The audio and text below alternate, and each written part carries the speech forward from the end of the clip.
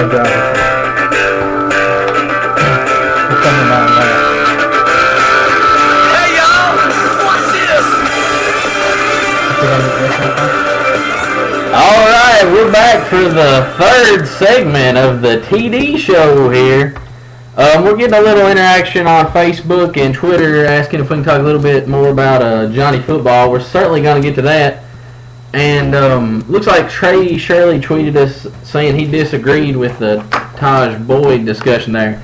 And I agree with him. I actually think that Teddy Bridgewater is a better fit in Houston. I like Teddy Bridgewater as a player. I really think he's great. I don't know that Houston's going to want to take quarterback first overall pick. That's the only thing I'm saying. I'm not saying he's the best, not the best quarterback coming out. I think him and Manziel are pretty close. I think he's the more athletically gifted quarterback. I think Manziel's probably the better fit for the position. I just don't know if they're going to take him with the number 1 overall pick. That's kind of what I have him in the same boat. I had the Manziel issue that we'll get back to. Is if they traded down, maybe took him as 11, 12, 13. I don't know if they're going to want to take him number 1 overall. If a quarterback is taking number 1 overall, it'll probably be him rather than Manziel, even if I don't agree with that entirely. Yeah, we'll get to that a little more towards the end of this 30 segment. Right now we're going to go with a little who's fired, who's hired talk. Looks like Gary Kubiak is out as the Houston Texans coach, and they also decided they didn't want Wade Phillips to be their coach, as he was the interim coach. And Bill O'Brien from Penn State is going to be in. Looks like with the Tampa Bay Buccaneers, Greg Schiano was out, and Lovie Smith is going to come in. And this is a move I really like. Lovie Smith went 10-6 with the Bears and didn't make the playoffs and gets fired, which I didn't think that was fair. I didn't think that was fair either. Like I said, I got a lot of problems with how the NFL does their coaches. What do I know? I mean, they make billions of dollars. I don't make anywhere near that. But it seems to me that they have a lot of knee-jerk reactions. Lovie Smith was on the right track, doing a lot of things right. And here's the thing about Lovie Smith. He was in Tampa Bay with Tony Dungy, so he's going to be able to come back, run the Tampa 2. Yep. And they're going to have Revis there as a cornerback. I think that's going to be a really good defense under him. Is Revis going to be there? I don't know. Well, there's always that possibility. Going to stay? His contract, I don't understand how his contract works, but they don't guarantee him any money. His money is guaranteed for the year. He's there for 5 years, but he doesn't. They can cut him at any time and not pay him the next 4 years worth of his salary, or however it works. Here's the thing: they've got the 7th pick in the draft, and they've got some players I really like. They've got their quarterback Mike Glennon, who was a rookie. I thought played really well for a rookie. They've got 3 quality running backs. If you look at it, they've got Mike James, who was a rookie, Doug Martin, and Bobby Rainey, who were both second-year players. I mean, 3 running backs like that, you've got a really good running back. Bobby Rainey came in. He had some big runs late in the year. He originally got signed and then got cut, and he came back down to Tampa, and he's looked really, really good. They try him out in different positions early. They thought he might run a little slot action, could maybe run some pass routes out of the backfield, which is kind of where they thought he would fit in the NFL. Got him back to his roots at what he did in college. We all know he was the leading rusher in all the NCAA his senior year in college. Big-time player, Western. Yeah, so... and then they've got the wide receiver Vincent Jackson. He's in their third year with them. It was at San Diego. He's caught 1,000 yards in like the past 10 seasons, except for one where he was injured. And they have with that 7th pick, a lot of people have them projected taking Sammy Watkins, the receiver out of Clemson, who we all saw last night, go off the charts. And I mean, if you have those 3 running backs and Jackson and Watkins to throw to, you've got a really good offense there, set up with that really good defense that I think Coach Lovie Smith is going to put in place. But like we touched on earlier, it's just going to be a really tough division with them, Atlanta, Carolina, and New Orleans. Yeah, and they're going to have to give him a little bit more rope than he got at his last job. I don't know that he's going to make the playoffs next year. I do think they're going to have plenty of room to improve. You got plenty of talent. Maybe you can get some fans in the stands, get things built up a little bit down there. Hopefully they'll give him 3 or 4 years. Like I said, I think you should get 5 years to kind of get things going. I know in the fast-paced world we live in, that's hard to do. But you give Lovie Smith 3 to 4 years, and he's going to have a good team. And if he goes 10-6, don't fire him. Build him a statue or something for going If he 10-6 goes in that Especially in the division. first year or two. 10-6 at Tampa Bay, and they ought to at least name a locker room after him. All right, then we got a team that we feel pretty strongly on, the Detroit Lions. Jim Schwartz is out, and there's rumors of them interviewing former Colts coach Bill Caldwell and former Arizona coach Ken Wisenhunt. I heard Wisenhunt from the beginning.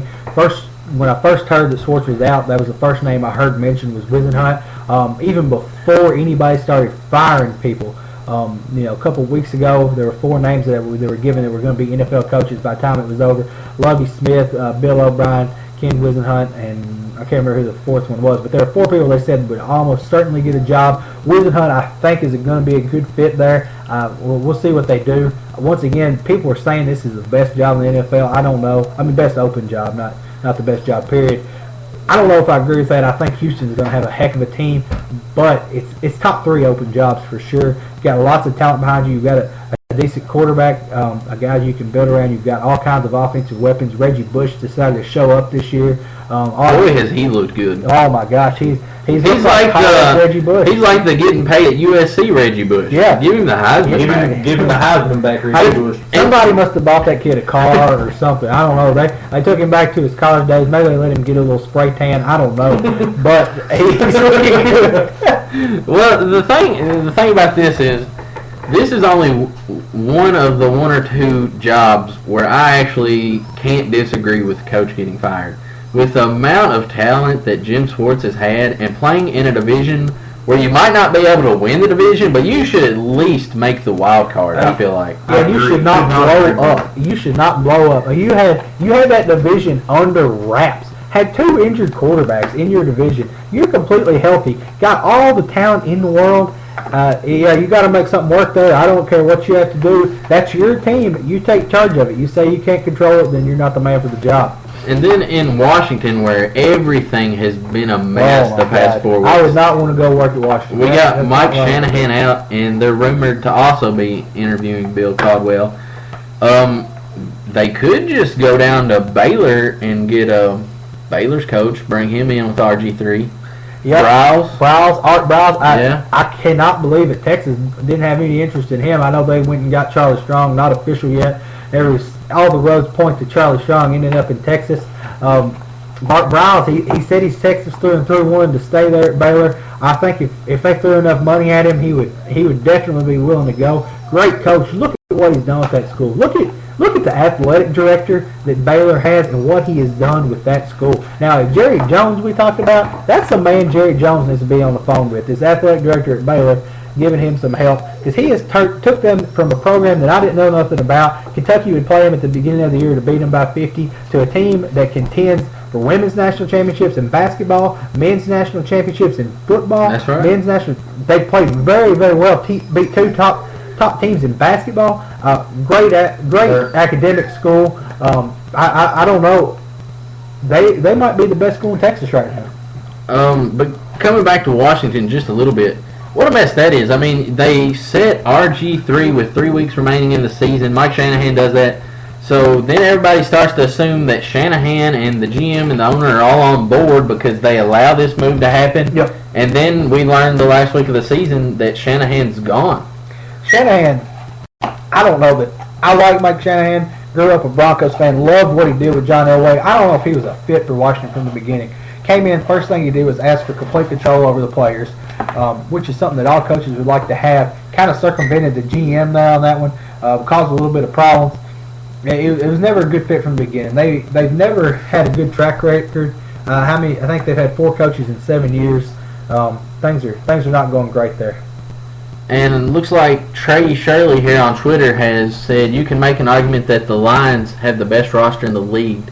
Confused on how they don't win more, and I completely agree. Y'all were talking about the offense with Reggie Bush and Stafford and Megatron, but look at their defensive line. Dude. You've got Ndamukong Suh, who's just one of the best defensive linemen in the league, lining up next to Nick Fairley, who is a stud in himself. I don't know how they can't win more games. I would argue, obviously I'd say that Denver has the best offense, but when you talk offense, defense, and special teams, I would argue that Houston and Detroit probably have the best 2 rosters and aren't in the playoffs. Very well put. rosters. The Lions, and Houston too with their defense as well. And like we said before, they had a division that was winnable. I mean, normally in most years you can make a case that the Lions aren't going to be able to win 10, 12 games because they've got the Bears, they've got the Packers. This year, that was their division for the taking.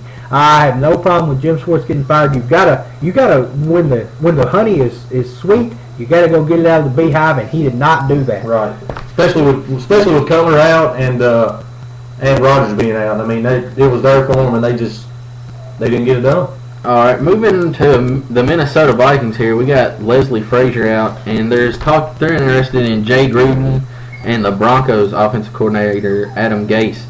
I really like Jay Gruden here, offensive coordinator from the Bengals. Just an amazing offense. If he went here, got a new quarterback, had Adrian Peterson, I mean, I think that would be a better alternative than what they had. We need something there. We need a team that's committed to winning football games. Right now, they've got the best running back we've seen in 10 years.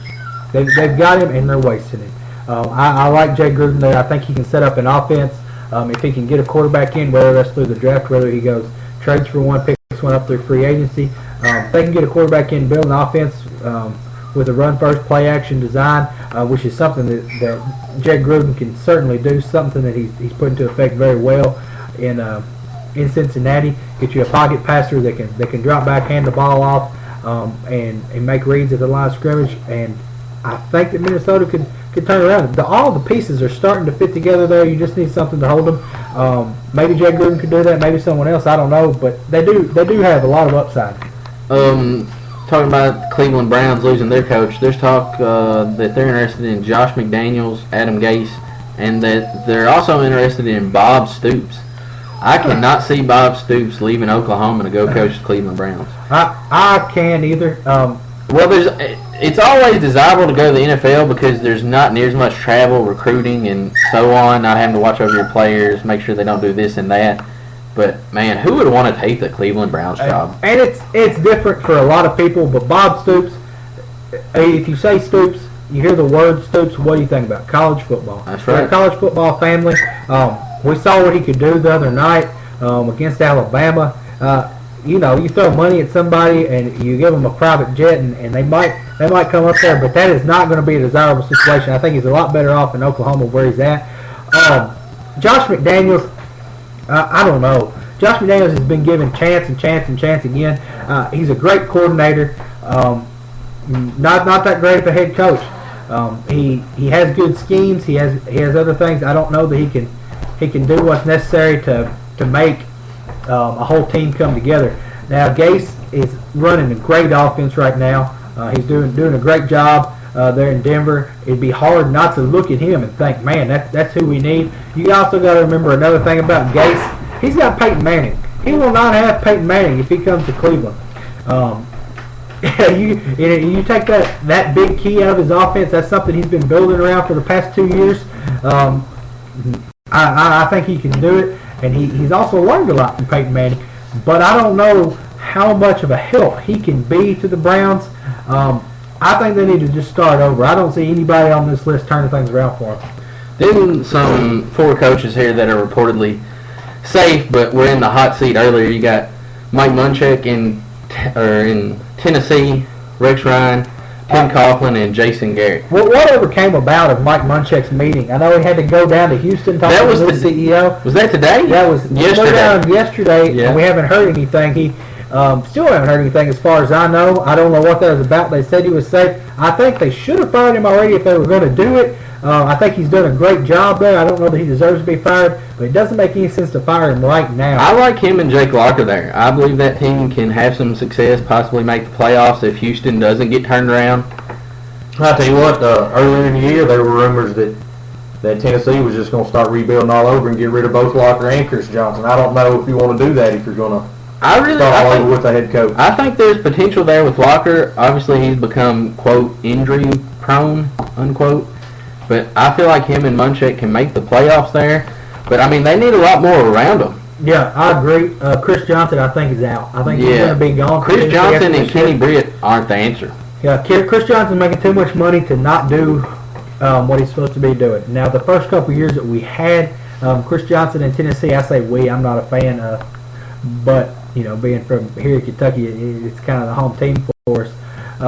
He was great. Went downhill ever since. I think Chris Johnson is going to be gone. What I think that Tennessee needs to do is stick with Jake Locker, try and get the best receiver that you can get through the draft. Maybe try and get an offensive lineman. I don't know that kid from A&M is going to fall that far for you, but if he does, that'd be something that you need. You got to protect your quarterback, and Locker was looking very, very good.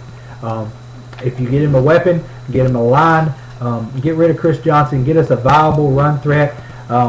I think things could turn around pretty quick. All right, I made my first guarantee that you could write down in the first 30 minutes of the show. That one was a quick one. You'll know Monday night if I was right. This one's going to be more like a savings bond. You're going to need to keep it around, put it in your cabinet, cash it out a year from now when I'm right. I say that the Houston Texans, I guarantee, will make the playoffs next year with Teddy Bridgewater as their quarterback. That's a lot of guarantees in one. Let's break that back down. Man, you cannot guarantee. I will agree with you on the playoffs. Let's take Teddy Bridgewater out of that. I mean, how can you guarantee that? Well, here's I'm not cashing that bond. No way. Well, you're going to miss out. There's going to be quite a good interest rate on this one. Let me make a comparison for you here. The 2012 Colts went from 2-14 to drafting Andrew Luck and going 11-5 and making the playoffs in 2013. And that is exactly what the Houston Texans are going to do. Went 2-14 this year. They're going to take Teddy Bridgewater, and he's going to lead them to 11-5 and the playoffs. 11-5. Write it down. Well, look, I'm all on the bandwagon of them winning 10 games next year. I will not argue that point with you. They're gonna win 10 games. They've got too much talent not to win 10 games. I don't know that Teddy Bridgewater is going to be the quarterback. I know we've got a lot of fans that think he is number one, locked in for the number one pick going to there. I do not know. I don't know. I don't know that they're going to take a quarterback with the first pick of the draft. If they do, maybe it'll be Teddy Bridgewater. I know we're going to get back to what's going to go down between Teddy Bridgewater and what's going to go down with Johnny Manziel. Well, look, right now, I'm telling you, Teddy Bridgewater, quarterback, won the playoffs. Playoffs? Don't talk about it. Playoffs? You kidding me? Playoffs? I just hope we can win a game. Hey, Another that's game. what they're going to do. They're going to win 11 of them. They're going to make the playoffs. Write it down. We got Jim Moore. Maybe they're bringing in another college coach. Maybe things will work out for them. I don't know, but we'll see. I do think they will make the playoffs. I do think they're going to be a great team. A lot of offensive weapons.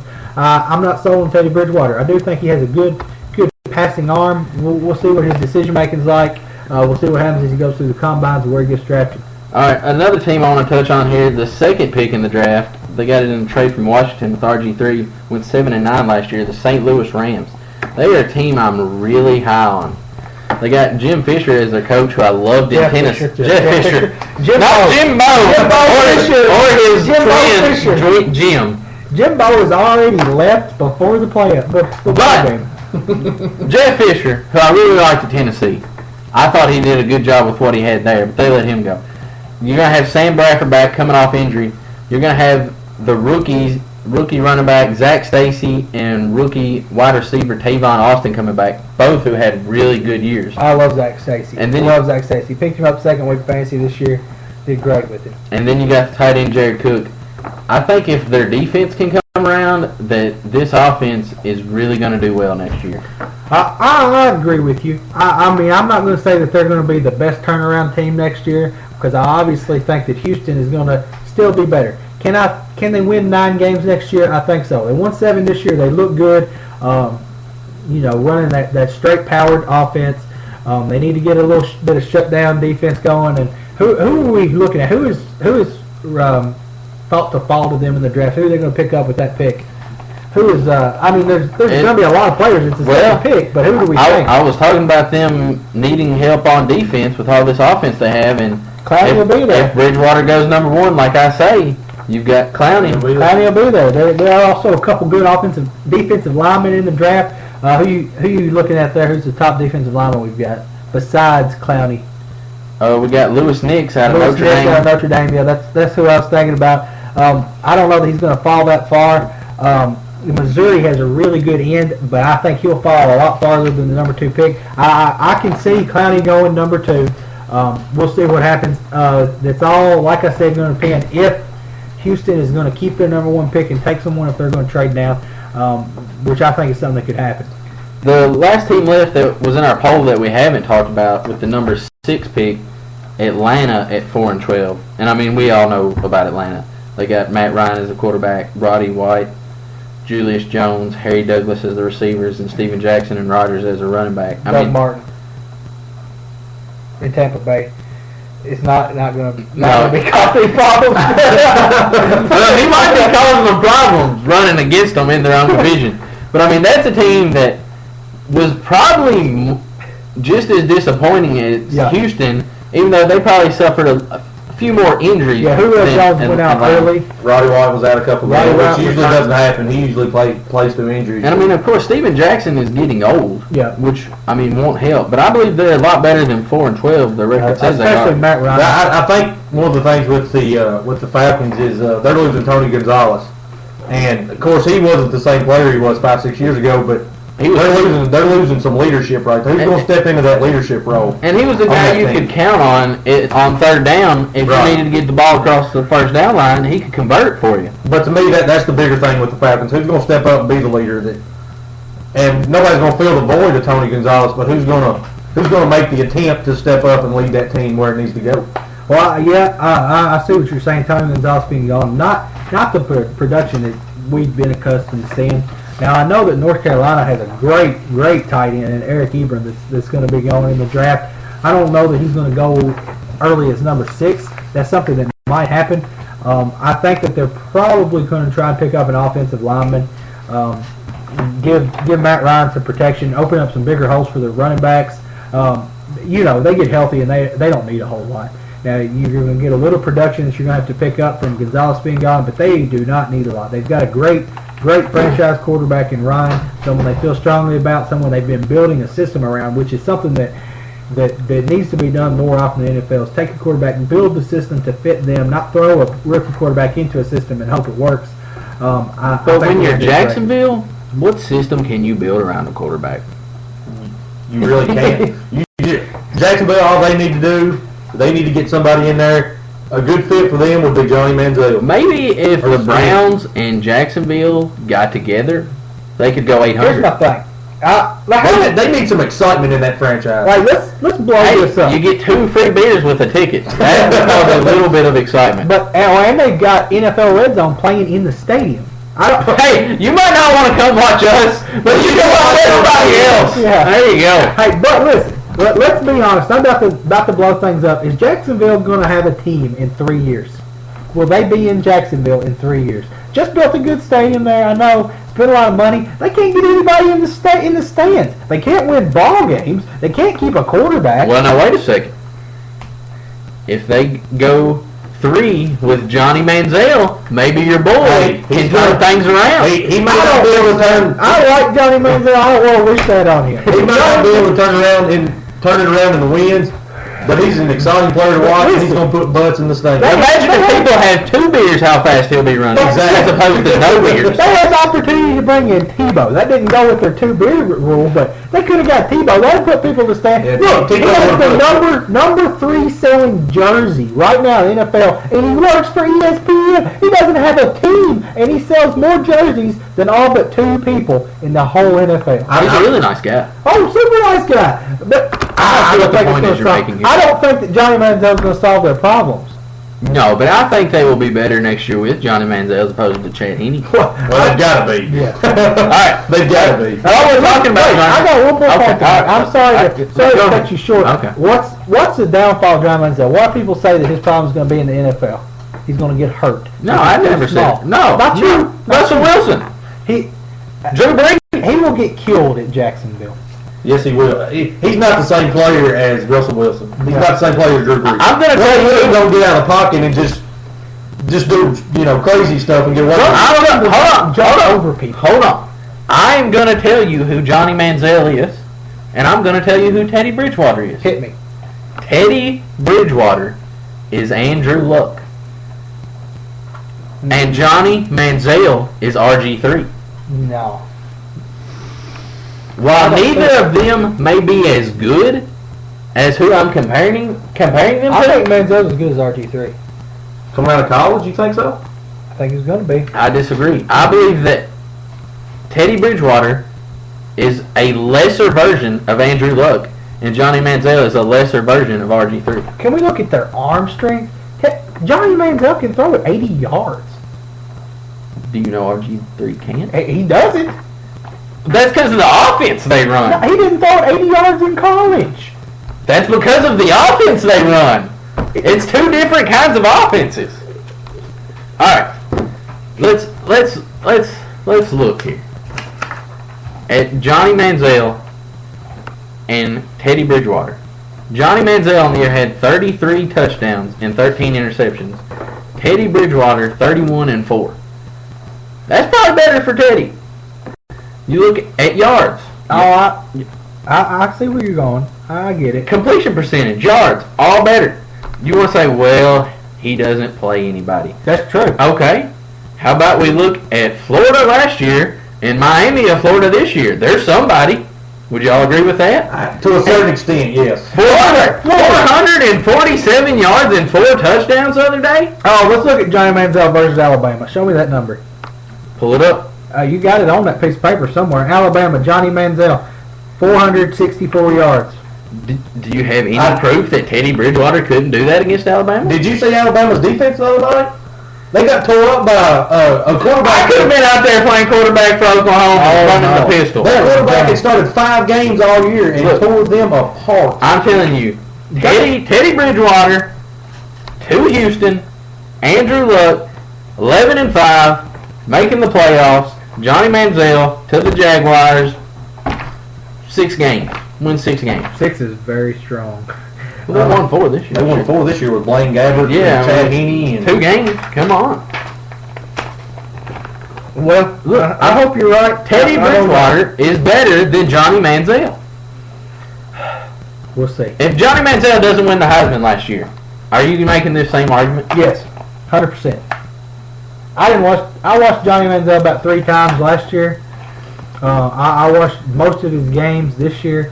I think that he is a much better quarterback than he was last year when he won the Heisman. Now, I seen something on the internet back before they gave the Heisman out, where his stats were better than Jameis Winston's, were better than A.J. McCarron's this year, and he didn't win the Heisman. that's true. However, whatever you want to do. You know what everybody should do? What? Just lose next year and get famous Jameis. We'll see. We'll see. I mean, let's go ahead and write it down. Famous Jameis is a Brown. Next year? In 2 years. In 2 years. Yeah. 2015. Yeah. He's going to the Browns. He's probably going to go. Or maybe Oakland. Oakland or the Browns. He will go to Cleveland or Oakland. One of the two. Yeah, unless Oakland gets Johnny Manziel this year. If for whatever reason... I don't think Manziel's going to fall that far. I know they got the 5th pick in the draft, but I don't think he's going to be there. We'll see. It's something that we're going to have a few months to think about this, run the numbers, see what they do at the combines, and maybe by the time March or May rolls around, we'll be able to figure this one out. All right, we're up against another break.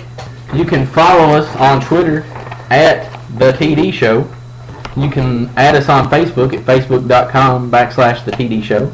You can email the show at tdshow@outlook.com.